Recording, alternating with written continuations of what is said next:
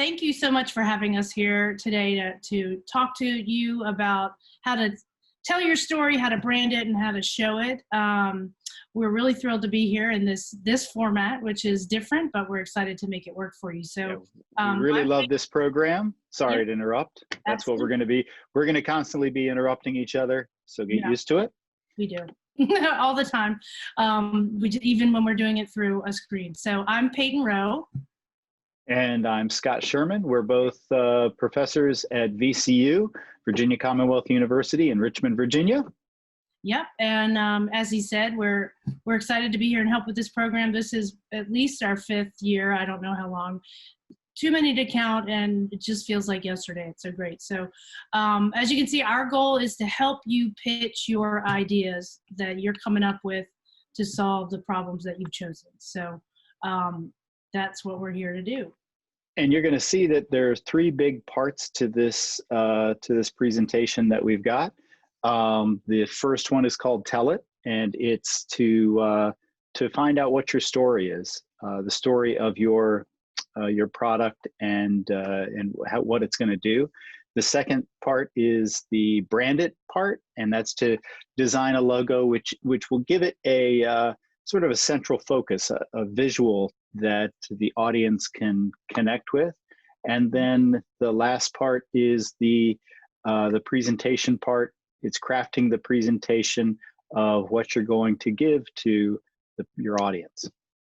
Absolutely, definitely. So let's get started with the first section, which is how do you tell a good story? And why a story? Why do you think we should tell a story? In this case, we would say that, and you all might call out answers, but I can't hear you because I've got one, because stories make us care about what's going on. If we just gave the facts, people don't tend to relate to it and care as much as if you take those facts and you wrap them into a story. So that's why we're going to be focusing on a story with your presentation. Absolutely. And there are also other things that we know, but you don't necessarily think about. Stories are easy to understand, and they're believable. They're usually interesting, and they get us to act. So if you think about when you first meet somebody, you often say, "Hi, my name's Peyton, and I'm from Richmond, and these are the things I do." And I start to tell my own story, and that's how we engage with each other. So it's really part of how human connection occurs. Mm-hmm. And so to start us off, we're going to look at a case study of a story for a product that's similar to maybe some of the products of the people who are working in this program. And we'll pay attention to this story because we're going to use it sort of as a case study to build your story and to build your presentation, right? Yeah, so here it is. Water. It's life's most basic need. But there's a water crisis in our world right now. Seriously, a crisis. Nearly 1 billion people live without clean drinking water. It's happening all over the world, especially in developing areas of sub-Saharan Africa, Southeast Asia, and Latin America. It's a water crisis because it starts with water. But water affects everything. Education, health, poverty, and especially women and children. Let's look at a family caught in the water crisis. It's likely they live on less than $1 a day. When they're thirsty, they can't just turn on the faucet for a nice cold glass of water. They don't have a faucet.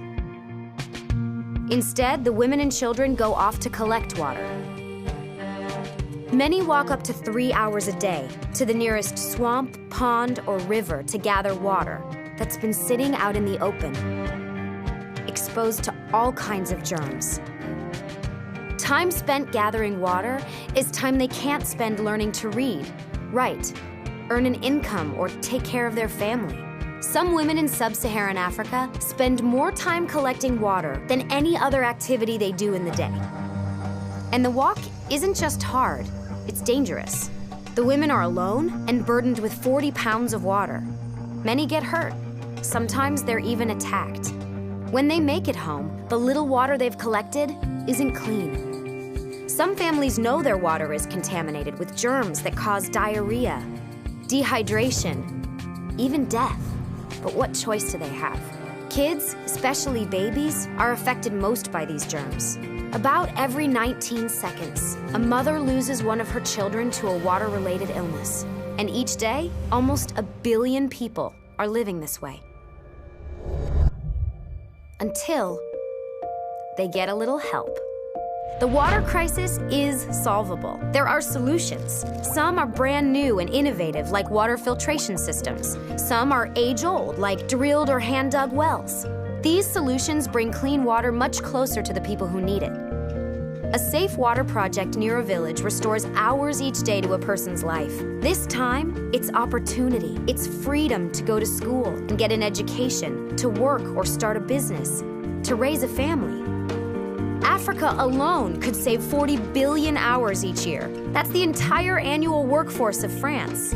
Clean water means less disease. That's less money spent on medicine, which means more money for books and school uniforms. And if the water project is built near a school, it can increase attendance, especially among young girls. The water crisis is vast, but we can solve it. Just $20 can provide one person with access to a clean water project in their village. And this will mean more than clean water. Because water changes everything. Join us. So hopefully you like that story about Charity Water.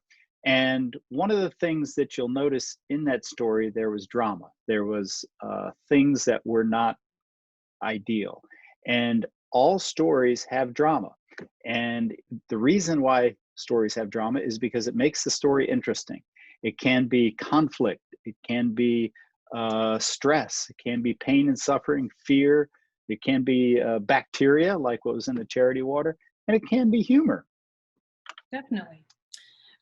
So good stories have 3 different parts. Okay, so they have a beginning, which in our scenario and what you all are talking about is the problem. There's the middle, which is the solution. And then there's the end, which are the results. Well, that's true in any story, but it's particularly true in how you all are setting it up to really get people engaged and understand what you're talking about. And in our story, the beginning, or where the problem was, starts off with the kids having to walk 3 hours to get to the water, and that the water was dirty when they got there, and then walking back with the heavy water and all those things. So those are all the problems. The middle part, the solution, was the classic well, and then the end, the results, the benefit of the solution was that students are healthier, they are educated, they have a better standard of living, and all those good things. So that's the simplest part, breaking down that story into very simple parts. You can see the format of it. Definitely. And so when you start to craft your story, you want to think about a few different things to help structure it. So you want to think about who the victims are, who's suffering from whatever the problem is, the problem itself, of course, your solution, short-term benefits, so what makes it better right immediately, and then long-term benefits, what might make it long-term benefit down the road, like being able to go to school in the Charity Water example. Yeah, so let me jump in. So the short-term benefits for Charity Water was that people got clean water. So there was the short-term benefit. The long-term benefit of that was they're healthier, better educated, better standard of living, those kind of things. Exactly. So that's what that story included. And it also, part of that, the solution is also, it's what's needed in order for you to craft that. So if we move on, so here's what we want you to do. We usually do this in about 10 minutes. So I don't know what your time frame is, but we want you guys to think of your idea and write the short story about it that includes those things: victims, problem, your solution, those short-term results, the long-term result, and what's needed from people you're talking to make this happen. Is it their time? Is it their money? Is it their, support on social media? Whatever is needed. So that's what the activity would be if you guys can craft your own story. Yeah, so really look at it as a story, and see if you can have each of those little parts into it. Um, go.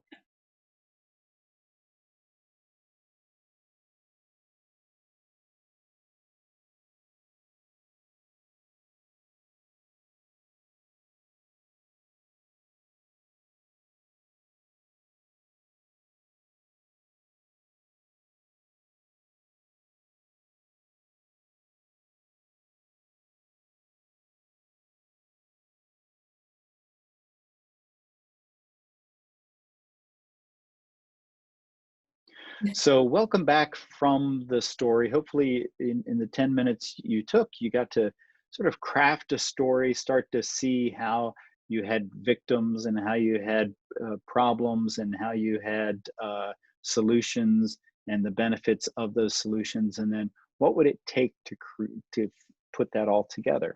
And so what we want to do now is sort of help you build upon your story and to make it a little bit more effective. Yeah. So how can your story be richer?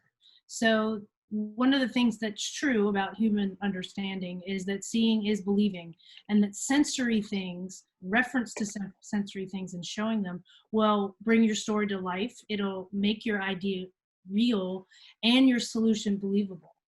So, and when we talk about the senses, we talk about the five senses. Hey, Scott, what are the five senses? Smell, taste, see, hear, touch. Yeah. Is that five? I think that was five. I mean, Yeah. unless it was sixth sense, but that's different.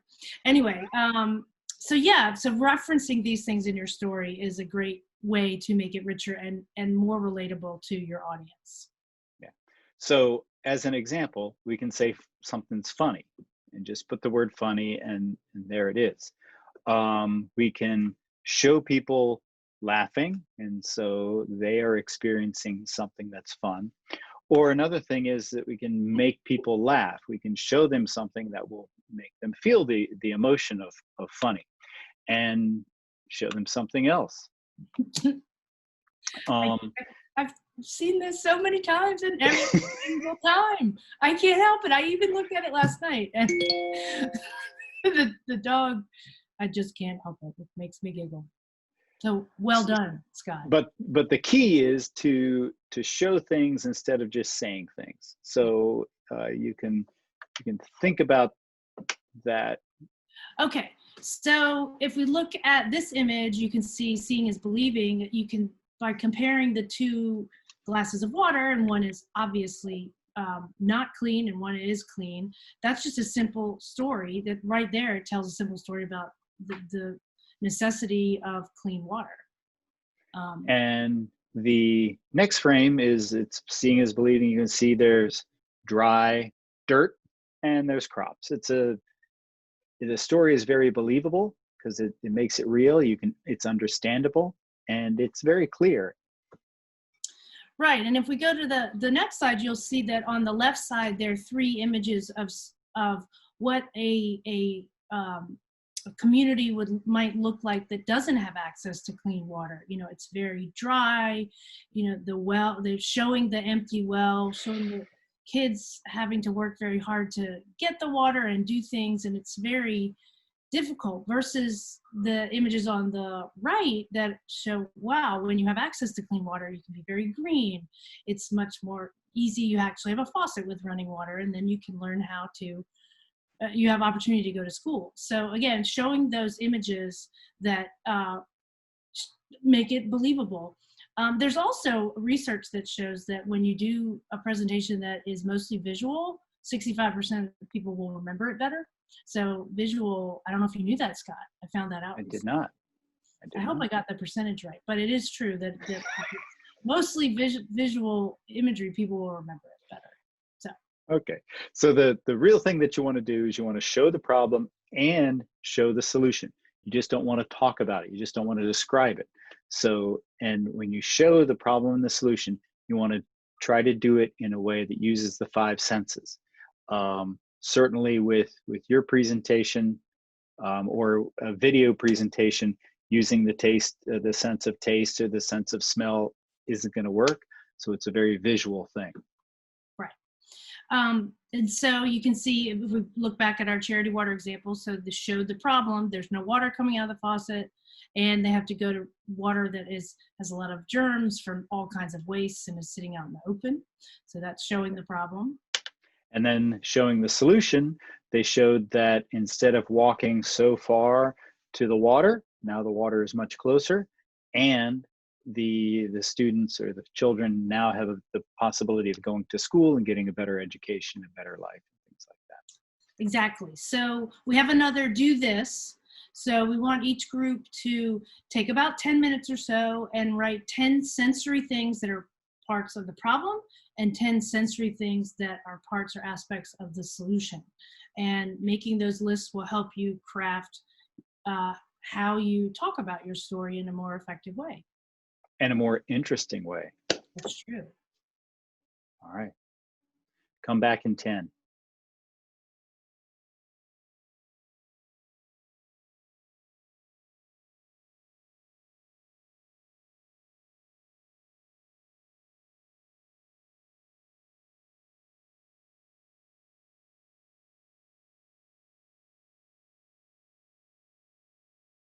All right, we're back, and we hope that you found some 10 sensory things that are aspects of the problem and the solution, and some more ways to make your story interesting. If you noticed in the charity water example, they talked specifically and showed specifically women and their families. So if you make your story about an individual or a family, not just everybody in sub-Saharan Africa, it's more relatable. So it's a really great way to help people connect with your story and make it interesting. Yeah, very often we'll introduce the audience to one individual person and say, this is Henry. He lives in a village, blah, blah, blah, blah, blah.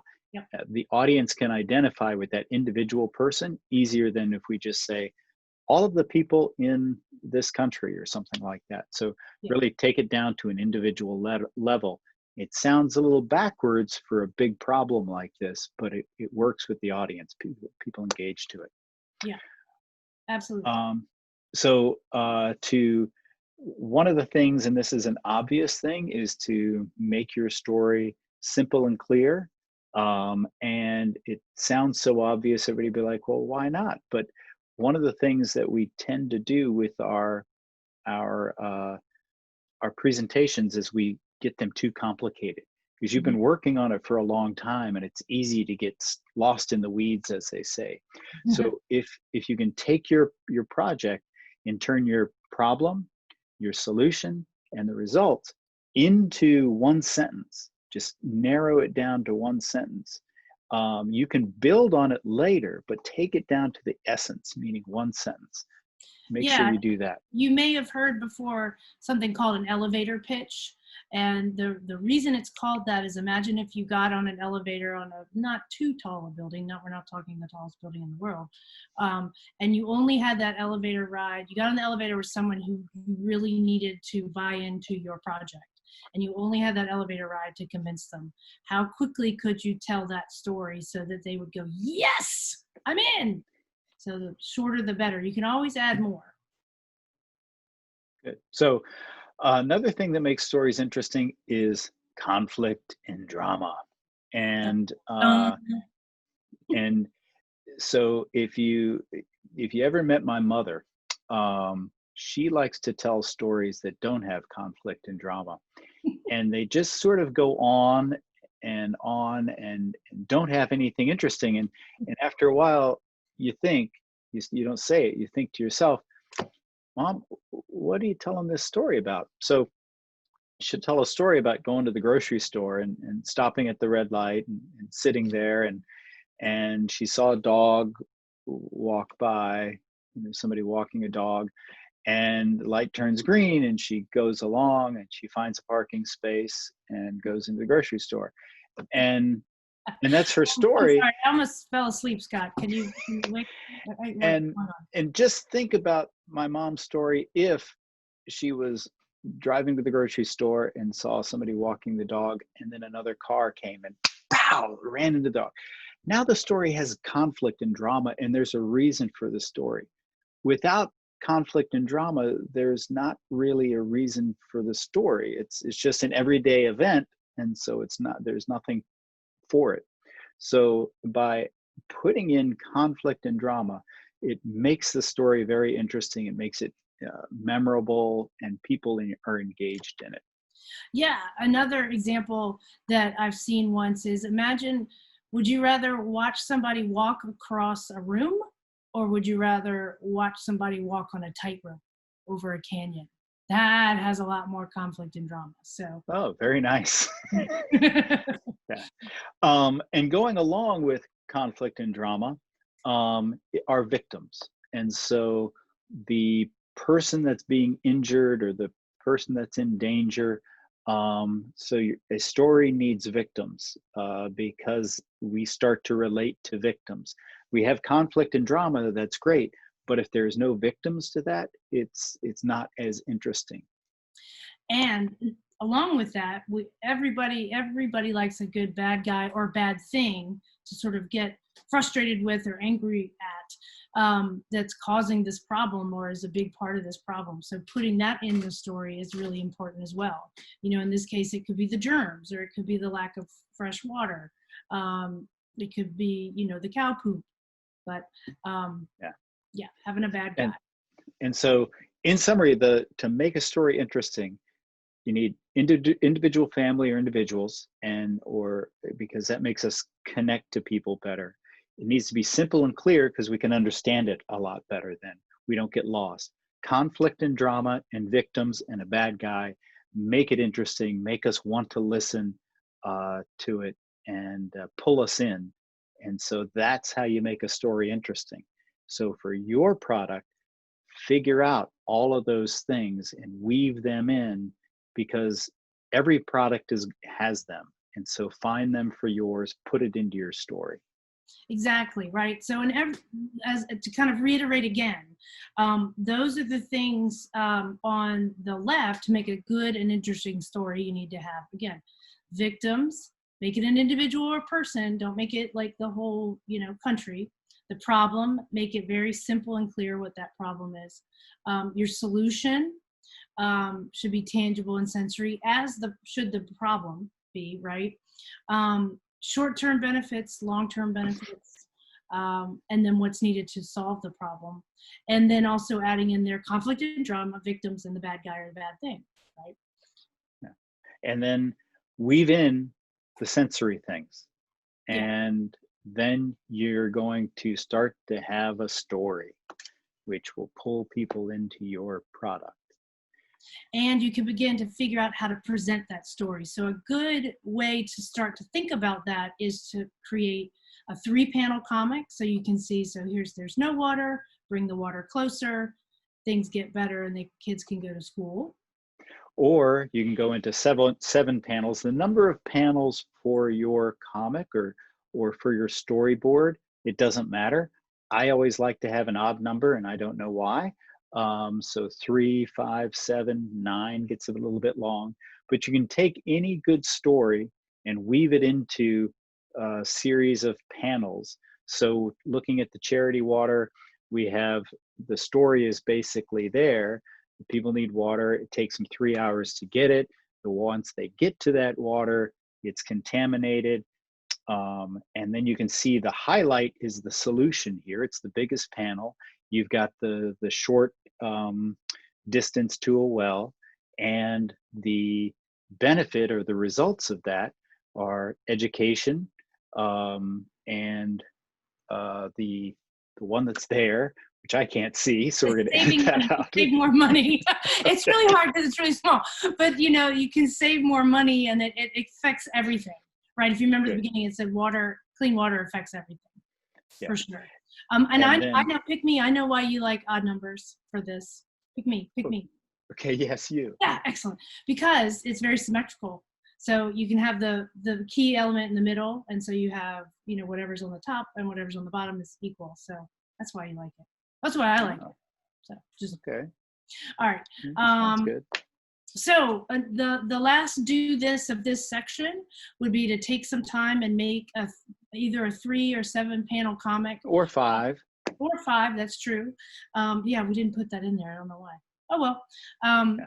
And sort of remember all these things we talked about to make it interesting.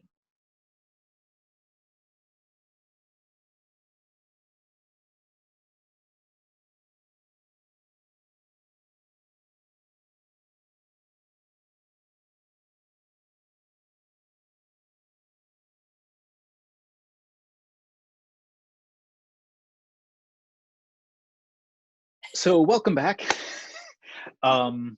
Welcome back. I hope that you're able to craft your story into a series of panels, and you were able to find victims and problems and drama and results, long-term results, short-term results, and start crafting it into a story that you can see visuals and that have sensory aspects to them. Yeah. So what we've done in the first part is that we talk about what is the story of your product and why stories are important. And the real goal is to help you have a really strong presentation for your product. We looked at the 3 big parts of a story, how to make them interesting with conflict and drama and those kind of things, and to focus on the 5 senses, and then list them into a list of problems and a list of solutions, and then simplify your story into a comic. But first, try to simplify it into just 1 sentence for each part. Yeah, right.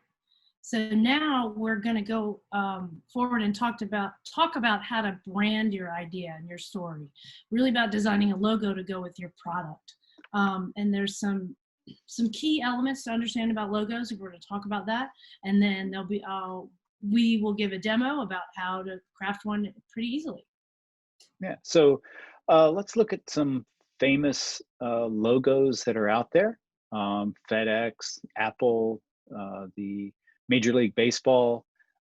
These are considered to be well-known as well as famous logos. Some logos you might not be familiar with, but they've got a real pedigree to them. They're pretty famous as far as logo designers go. And so one of the first things for a logo, it should be simple. Now you can go. Simple, easy to read, and easy to understand quickly. You don't want to try to say too much in a logo, right? Yeah. So if we see these 3 here, it's the Volkswagen, the I Love New York, and the IBM. You can see how very simple they are. One of the things, if you look at bad logos or logos that have too much going on, they're not simple. And in a way to see, so the logo for Verizon on the left was their original logo. They had it for many years, and then they simplified it to just Verizon with the check. So the simplicity of it, they finally woke up. The logo for ADS Videography, they want to say that they do video, which is in the name. And then they want to say that they do wedding photography or wedding videography. So they want to show that. Bad logo. I mean, it says a lot. It doesn't leave anything out, but it's a bad logo because it says too much. When you say too much, you lose everybody. Yeah, way too much, added too many things. So sometimes also a way to judge how is your logo working well visually is because we know they need to be simple, but they're also very compact. They kind of stay together rather than pieces going out like that. So one approach would be able to draw a circle or a triangle or rectangle around the logo, and there's not a lot of extra white space or too many things kind of sticking out from it. So you can see that with the ABC and the FedEx logo and the Major League Baseball logo. You can draw a shape around it, and they're all together and very compact, and that's a good thing. It makes it easier on our eyes. If you go back to the Verizon examples, the old logo they had for many years, yes, you can draw a rectangle around it, but there's a lot of white space and it kind of feels like that check on top is sticking out. versus the newer version, it's very compact. It still has the check, which is part of their brand, but it's a lot more cohesive that way, for sure. Yeah. And when Peyton talks about white space, she's talking about sort of the area of a logo that has nothing in it. And you can see that the FedEx logo uses white space to have the little arrow in there. In between the E and the X, there is an arrow. An arrow? I can't unsee that now, Scott. I can't. Which is white space that's used as a design element. And then for the Major League Baseball, they use white space for the baseball, for the batter, and the batter's bat separates the red and the blue. And so the white space is a design element within there to create something. With the Verizon logo on the left, white space is just this massive blah. Yeah, empty, useless white space. Yeah. Thank you. Got all designery on me there. Yeah. So another thing about logos is that they're visual. They're not just letters or words or something like that. And so you can see with NBC, their logo was a peacock because it was color, and they wanted to promote this as color TV. It's an old logo that they've continued to keep on. Families logo, you can see it's just basically the word families, but they put a family in there with the letters. And then WWF, World Wildlife Fund. Yeah. They've got a panda in there. So it's not the wrestling group. No. Well, I don't think they're having pandas wrestle, although they roll around a lot when they're eating bamboo and just having fun. So yeah. Anyway, okay.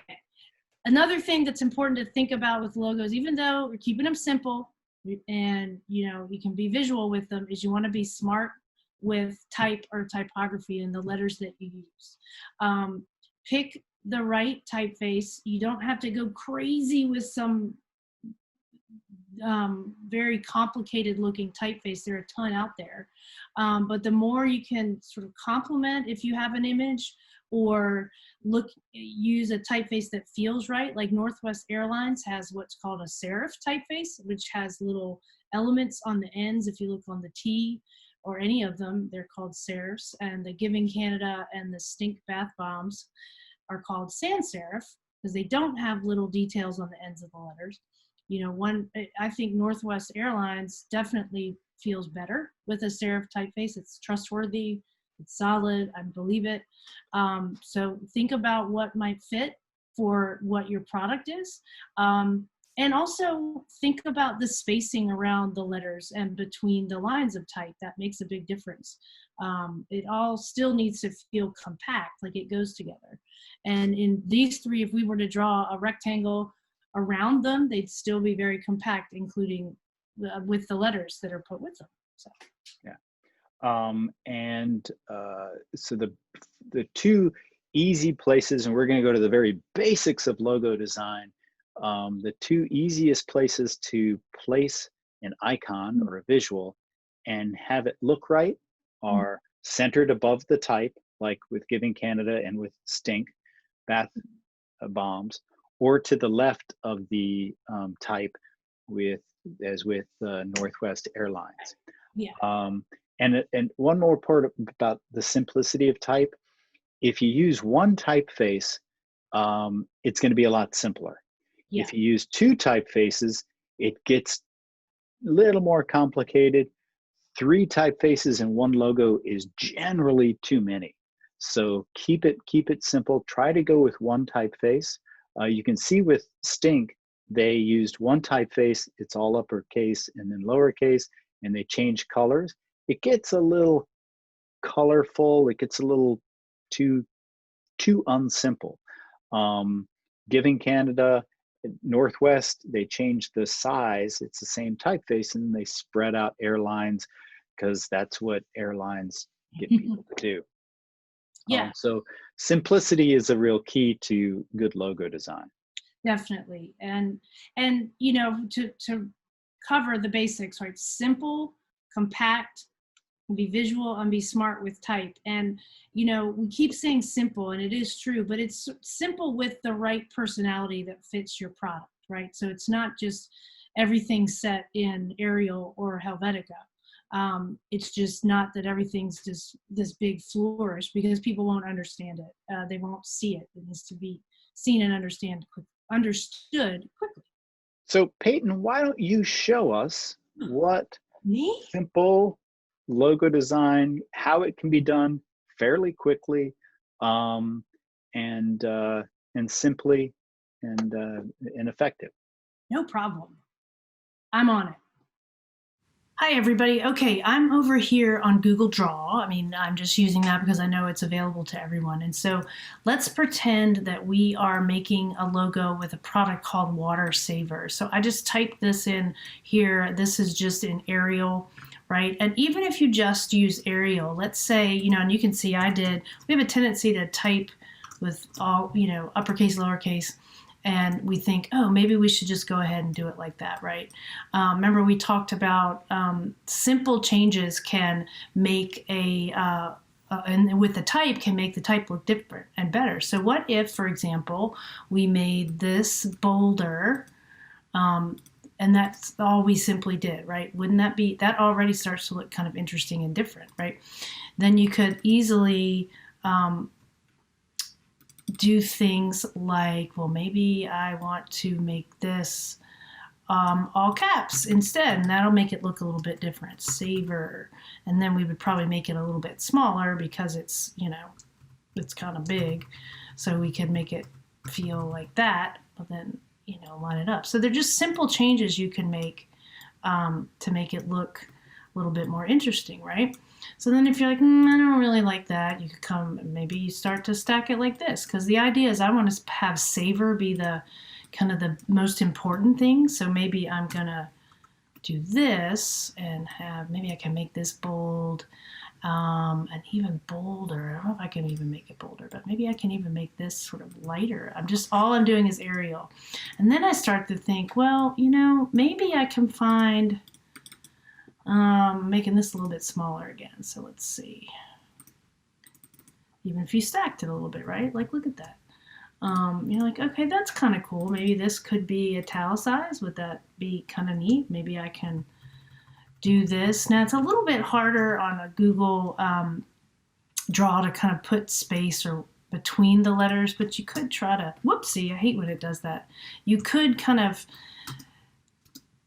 put some space in there to maybe, simulate creating the space. That's a little spread out, but we're just going to try that anyway. So you could try a few little things. I'm not sure that's really all that great, right?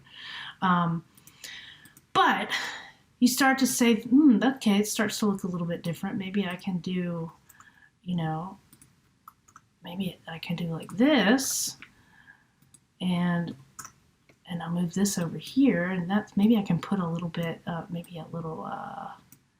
an image, right? What if an image is right here? It's kind of to the left. So what if I got like a little water drop and kind of put it right here? That might be kind of cool, right? To kind of help tie it in a little bit. It's not a real perfect rectangle, but we're going to try to fit, we're going to try to fit it in there. So that could be cool. We could do that. So they're just ways you can play around with it to make it work, right? And that's just using Arial. I haven't even chosen any other typeface, and there are a ton out there, even just on Google. And that right there, that's already more interesting than just the words. So what if I, in terms of did something like this? I'm going to bring these guys over here. So here's a way you could say, okay, I want it to be water, and this is one typeface. Now I know we talked about only using two typefaces. Just one if you can. And I think actually this might be the same. No, these are two different ones. This is Railway, and then this is another one that's called Alpha Slab, which might work. But you can see that this is a little bit larger, and this is a little bit smaller but bolder, so the emphasis is on there. And I've added a blue color, which could help. And then also maybe over here's another version. I've made this Pacifico. I think it's the same idea there. But you could also, even if we did this, let's pick Railway, and I haven't even added an icon yet, right? I'm going to bring this over here. And what if I did this? And I did Savor. And I like to do lowercase in this situation because it lines up better. But maybe this guy is a bolder version of Railway, and I know you can't see me picking that out. Well, yeah, you can. It is on the screen. Good. What if this was like that? Water Saver, and then this became the blue. I don't remember which blue it was. I think it was a little darker blue than that. There we go. Look, that's kind of cool too, right? And you could maybe bring this guy over and put it here, and that could be a neat little logo there, Water Saver, right? So just simple choices that with the things that are out there can make those logos simple, right? So I said simple like 3 times, which I think is funny. All right, and again, this is just in Google Draw. You may have more advanced programs. I'm not sure. I always like to use the most basic tools that we have. Oh, I like this blue better. I'm going to move these down here and just show you, maybe you can also, if you find other visual elements you wanted to make an icon, here's a kind of a drop, and you could take this. I'm going to make this a little smaller, kind of have it fit. That could be something that you put over top maybe. Let's make these guys a little smaller. They'd all be the same blue. Whoa! Oh, it doesn't want to go smaller that way. Don't you love it when you see it? So I'm going to make this bigger, for now to make it easier. Because you don't want the picture to be too dominant of the image. I mean, because this is the most important part, but this, kind of balances out a little bit there. Or if we did this over here, and here's another water droplet I'm going to bring in, you might be able to take it and you could, let's see if we can turn it. Again, you could put it there. That kind of mirrors this shape right here, right? So they're simple manipulations to, I'm gonna make this the same color. It's driving me crazy, or it's close. I don't know if I can get it close to that light blue. That's too bright. Whoa, crazy. I was just trying to make the same color.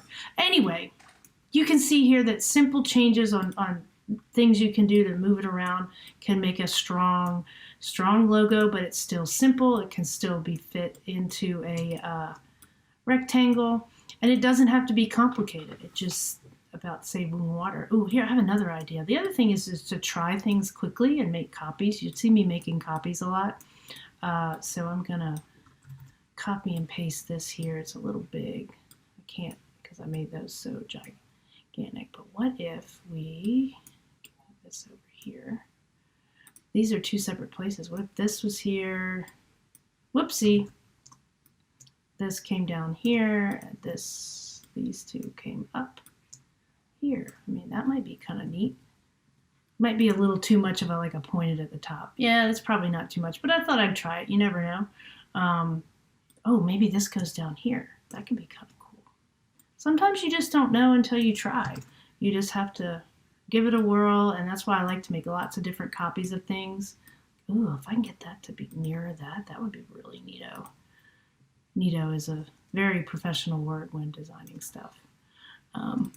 That could be kind of cool. Not too much. There we go. How about like that? That might be kind of cool. It's kind of compact. Looks like a face now, but that's the way I'll leave it. It's like a little nose and some eyes and a happy face. But that's good. I want to save water, so maybe that's the one to go with. So anyway, small changes with little things, with color, with weights of different typefaces like you saw here with Railway. This is Railway normal, and we're Railway heavy and bold, and looking to make some changes to make it effective. I hope that's helpful, and I look forward to hearing about your projects. So welcome back. Hopefully through your the steps that you followed along with Peyton on designing a logo, you were able to create an identity, a simple, effective, clear identity for your project.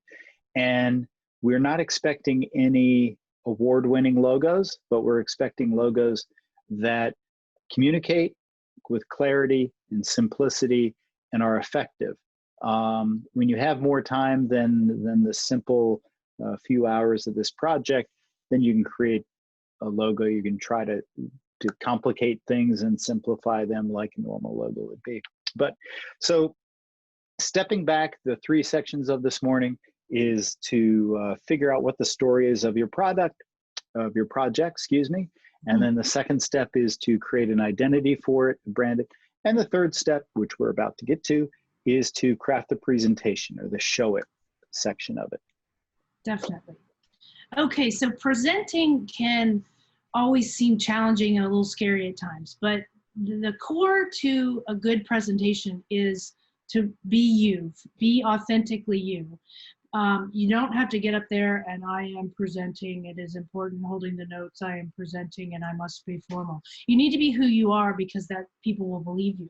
You're gonna and you can see, let me just interrupt him for a moment. Yes, yes. You can see Peyton, and I firmly believe that you need to be yourself when making a presentation because it's much more authentic. Peyton and I, if you were to meet us on the street, walking our dog, we are just this, that's who we are. We're having a conversation with you, the audience, as opposed to presenting at you. So really be yourself is an important aspect of creating a relationship with the audience. Yeah, absolutely. And it is like having a conversation.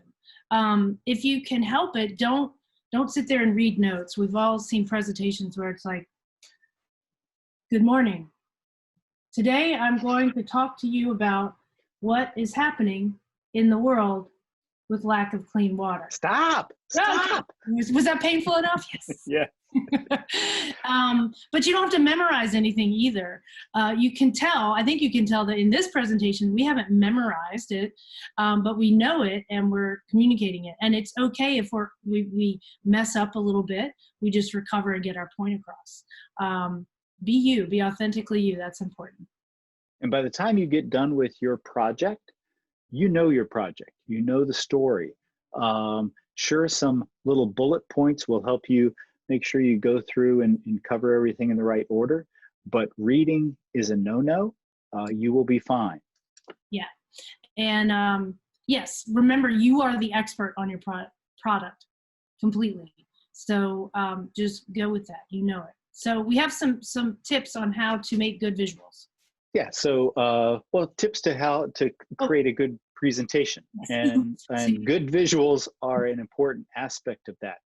And as you've heard us throughout this whole presentation, simplicity is a real key element, and that goes with your visuals in your presentation. Keep them simple. You can look at the charity water video. The visuals are very, very simple.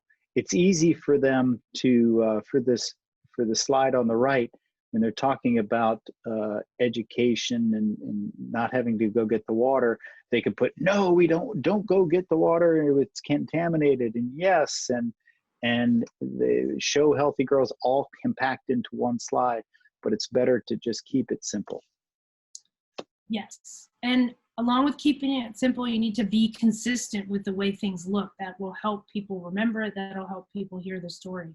So you can see, and being consistent with things like the same font, the same colors, the same style, and the same tone. So if you look at the images on this slide, so you see 3 different ways of telling the story. It's like, look, there's no water. It means no life. It's all done with type and icons. And then there's an image in the middle of somebody at a well who is out in the countryside. And then you have, let's make great education, but it's a classroom in a completely different environment. And so they don't all go together. So you want to be consistent with the visuals. And you can see on the charity water video that there is consistency in color.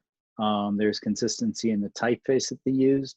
The style of it, the overall feel of it is the same throughout the whole video. They did change color for impact a few times. So there's color change from the beginning when it was talking about the problem to the end, which was talking about the solution. There were slight color changes there. And then there was a couple times where they used red for impact. Yeah, definitely.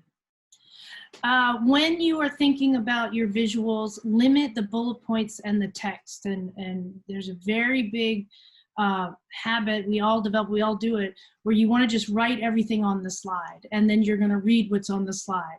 And that's just not as effective as if you had a really powerful image on the slide and then all the things you said are being said by you. They don't need to be on the slide as well. You don't need to write it, say it, and show it. Did I get that right, Scott? I believe so. As you can, one of the pet peeves for Peyton and I is that images are scaled improportionately. So oh yeah, don't do it. See the VW bus on the right is squished too much. Don't squish it.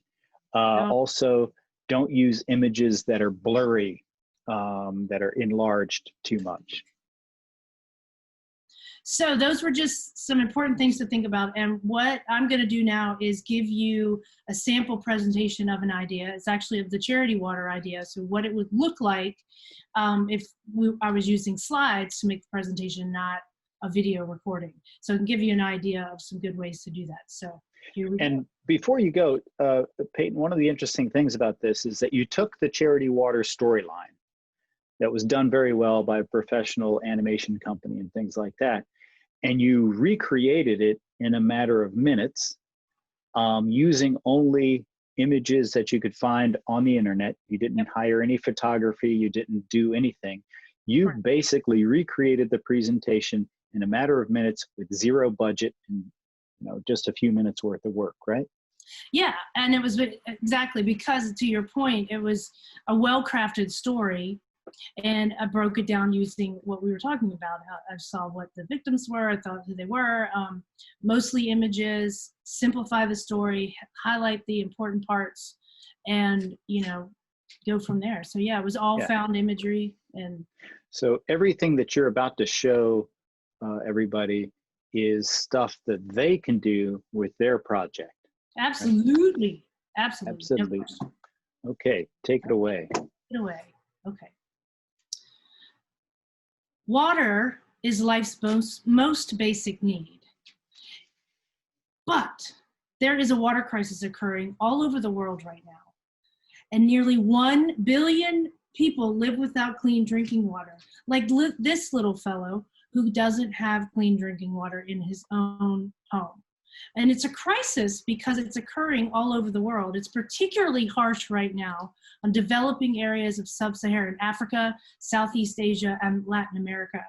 And you may wonder, well, okay, what does that mean? What does it matter? Well, water and not having clean water affects every single thing. It affects education, it affects health, and poverty.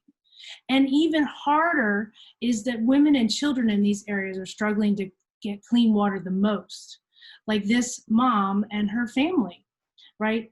But let's look at how hard it is for them to get water. So when they're thirsty, when she's thirsty right there, that mom, you can't just go over there and get a cup of clean water from the faucet for her baby, right? There is no faucet. They actually have to spend the majority of their working day to go get water. It's often a 3-hour walk through dangerous areas alone and carrying 40 pounds of water back. It's really difficult. And the water has been sitting out in the open and it's exposed to all kinds of germs like waste and bacteria and pollution. And it's really, really difficult. And what's even worse is that women often spend most of their time collecting water more than cooking or cleaning or even collecting firewood. And if you're wondering what it feels like to carry 40 pounds of water, imagine carrying 5 gallons of milk all at one time. So the time carrying all of this heavy water is time they can't read, learn to read, earn money, or enjoy any kind of activity. It's really very, very difficult. And then on top of that, they often know that the water is contaminated. It's filled with germs that cause diarrhea or dehydration or even death. it's really, really hard to think about the sacrifices these kids and women and children are making. Again, giving up the opportunity to learn, to work, or just be with their families. But there are solutions. There are new solutions like water filtration systems that are new, or there are old solutions like digging hand-dug wells that can be brought close to the communities. And what's so great about these solutions is it brings that water closer to home, right, to the people who need it. And why is this great? Well, of course it's great that they have the water, but that time saved, it allows, opens up opportunities to learn, to know how to read and write, to get an education, the freedom to work or to start a business or to spend more time taking care of your family, and it's really about having a better life. Clean water means less disease, less money spent on medicine, more money towards education, and more time to build a better life. So what does it take to have this happen? Just $20 a day can provide one person access to a clean water project. So it means more clean water for them, but even better, it means a better life. And why? Because water changes everything. Thank you. So we've looked at how to craft a story around your project. We've looked at creating an identity for your project, one that communicates what the project is, and it's simple, easy to understand. And then we looked at how to craft an entire presentation. But there's one more thing that's needed before you have a great presentation. One more thing. Go tell your story. So we usually would say, are there any questions? But we can't say that now. No, what we want to do is say that we've done this for I don't know how many years, and following the simple guidelines will help you create a basic, effective story presentation for your project. And we thank you for being part of this great program. We're big fans of it. And if we can help you with anything, I'm Scott Sherman. You'll see my email address there, and that's Peyton Rowe, and she's there. And thank you for having us, and we look forward to hearing about all the great things that you guys do in the program. Yeah. Bye.